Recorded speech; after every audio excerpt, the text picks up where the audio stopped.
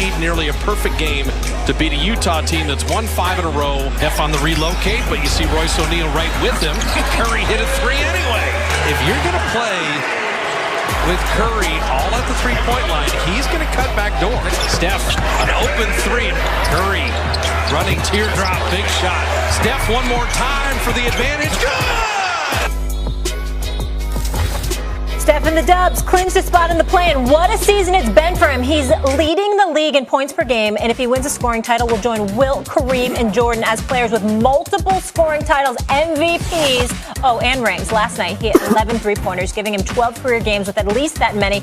All other players in NBA history combined have 14 such games. He's hit 63 three-pointers in his last 5 games, and he's heated up as the season's gone on. Since the All-Star break, he's had 21 games with at least 30 points. That's the most for a player after the break since Kobe Bean Bryant had 22 in 05-06. Max Kellerman, would you say Steph right now is the most dangerous player heading into the playoffs? No, I wouldn't. I was tempted to say it's Damian Lillard because of Lillard's history of coming through under pressure. He does a pretty good approximation of Steph under normal circumstances, and a better Steph than Steph when it matters most in late and close games. And I acknowledge Steph used to choke in the finals. I'm sorry, people don't want to put it that way, but that's what it was. He, greatest half-court offense of all time, 4 minutes and 22 seconds, a 73-win team, scored 0 points. 0. But he hit some big shots against Toronto last time seen in the finals. No, I'm not going to say Damian Lillard instead of Steph. I'm not going to say Steph. The answer is the guy who led the team that held them scoreless in the fourth quarter in Game 7 at home with the fate of the universe on the line, and that would be LeBron James. LeBron James is the most dangerous player when it matters most. If that weren't the case, I'd be sitting here saying James Harden's the best player in the league. But he's not. You know why? Because in the regular season, LeBron James is just as good as anyone else. And in the playoffs, he's twice as good as anyone else. The answer is LeBron James. But see, Max, it's different this year. We have the play-in tournament. We have one-off situations. And while I would argue LeBron's one of the greatest playoff performers of all time, in a one-off, one-game situation, you do not want to see Steph Curry coming into your building. You especially don't want to see him when he's this hot. And so while I think the Lakers are making it into that top 8, because I don't see them losing twice in a row at home, I am really concerned when Steph Curry comes in a one-off situation. The Warriors are a flawed team. I don't think they're making a run in the postseason. In a 7-game series, maybe Steph gets white hot once, twice, 3 times. Probably doesn't overcome. But man, watch out at Staples Center next week if that's the way that goes down. Yeah, Wendy, I see it the exact same way as you. With Steph Curry, you don't want to see him in a one-game playoff scenario. I mean, we saw what this guy did on Saturday against OKC. He dropped 49 points in 29 minutes. And since April 1st, the guy's averaging 37.5 points a game, and he's hit 136 three-pointers. The next closest person is 53s less than that. So, I mean, Steph is capable of these huge outbursts offensively. And so when we start talking about the expectations that we have for the Golden State Warriors, and we look at what Steph is doing right now, I mean, this is the guy that nobody wants to face early on in the playoffs because of what he's capable of doing. Well, you would be right, Wendy. You'd be right about, and you'd be right, Chris, if it was a one-game play-in. But we know if you're 7 or 8, it's not a one-game play-in. It's 2.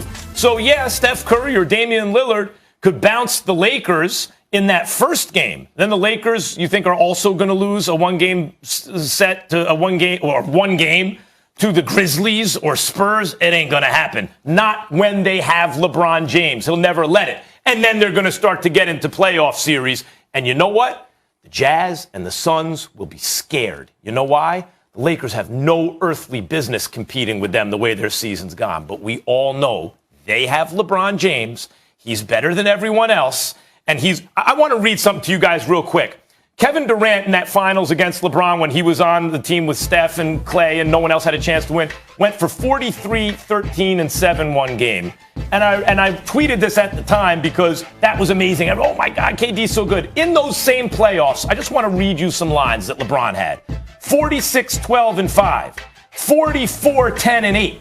45, 9, and 7. This is in the same playoffs. Not in his career, in those playoffs. 43, 14, and 8. 42, 10, and 12. I'm not done. 46, 11, and 9. 51, 8, and 8. He did those in the same playoffs.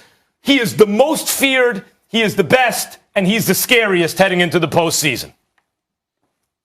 Yeah, I think LeBron has had some of the most impressive series in the history of losing teams. If you go back to the 2009 conference finals, he had one of the greatest performances for a losing team ever. 2015 finals, he arguably should have won the finals MVP. It's hard to do that as a team that loses in 6, but he arguably should have won it. And then after Durant came to the Warriors, he averaged a triple-double in one of the finals that he lost to him. There's no doubt he's a beast to overcome. The difference, Max, is that in all those situations, he was 100% healthy. I just don't know where he is right now. Now, in a week, I may completely agree with you. But right now, when you're asking me this, I just got to see him play tonight. I got to see how he looks coming off this injury. He's never done this before. Yeah, it's a lot of show and prove with LeBron James in terms of him being healthy, and that's why I wouldn't qualify him as the most dangerous player going into these playoffs. But make no mistake about it. I mean, if LeBron James goes out there and he shows that he's capable of running, jumping, cutting, and planting all of those different things, then yeah, nobody's going to want to see the Lakers. Nobody's going to want to see LeBron, especially those teams at the top of the Western Conference in a long series. All right, we'll leave it there, guys. I want to get to the Celtics because this has been a disappointing season for them, no doubt. More bad news for what's our Julie and as a team. Joining us now on First Take, NBA All-Star here on behalf of Hotels.com, Wizards point guard Bradley Beal. Bradley, good day to you. Thank you so much for being with us. Thanks for having me, team. It's a pleasure to be here.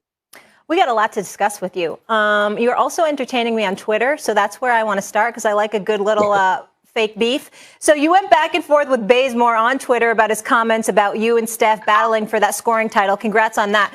What's your reaction to him more recently saying, Bradley, that he's just joking around? He said, we got guys hurting hamstrings trying to keep up. Talk to me. I didn't like that. I didn't like the last part of the comment. The first half of it about what Steph was doing was, I'm with you. 49 and 29 minutes is, I think everybody in here can agree that that's remarkable and truly amazing, right? So nobody's arguing that. But I didn't mention you. My hamstrings have nothing to do with why I go out there and play the game.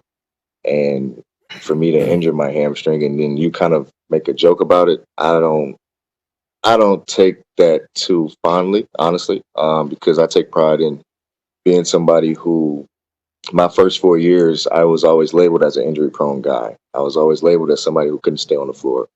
So I take pride in my body. I take pride in being on the floor and being available for my team and giving my team the best chance to win. My main focus is getting us to the playoffs, and that's all I'm focused on. And so that was just all I was just trying to kind of get my point across. So just keep your situation over there. Let's just keep it hoops.